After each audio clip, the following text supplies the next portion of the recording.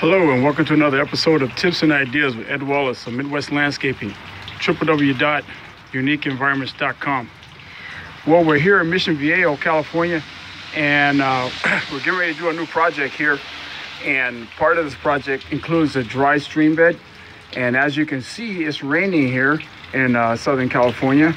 And we have a situation where the client doesn't have any rain gutters. And as you notice, the water is just coming off and it's creating this little ditch down here where the water is basically running off of the roof line and is eroding out the soil here. And also is coming to an apex right here in the roof line and causing the water just to pool up right here. So the designer that designed the project, Raman Neri of Creations and Landscape Designs, based in Tustin, California, she's going to revise the plan in order to accommodate the stream bed so that we can be able to take the water out to the landscape, which will be out in the middle of the yard here, and some landscaping here in the front.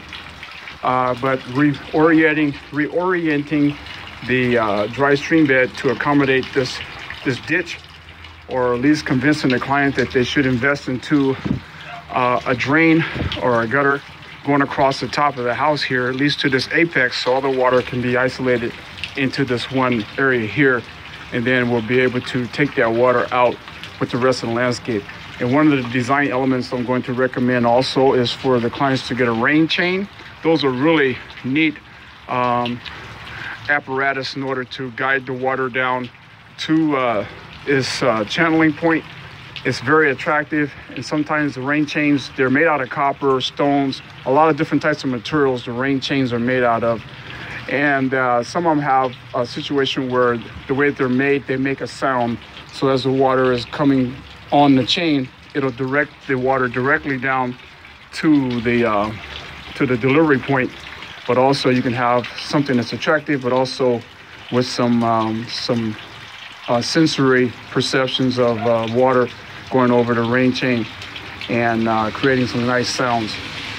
But we're going to do this cleanup here. We trimmed up this sago. In order to move it, we're going to move this sago palm over to another point in the yard. Actually, we're going to put it in a pot and move it somewhere else in the yard. And then the gas company, and looks like the cable company has come out, and they basically have already lineated out the areas where we're going to be digging, so that way we don't run into any problems. There's no problems here with the water department, Mission Viejo Water Department. We have this cable box and stuff here going through here. It's going back to the backyard, and the cable here. So we had it all lined out.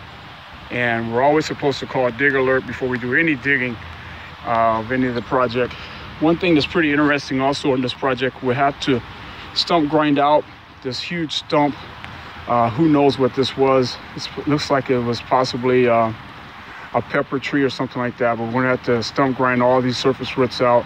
You can see we're interrupted the piping for the previous irrigation, and we have to be really careful because the gas lines are down there. Usually the gas lines are buried pretty deep, but you never know.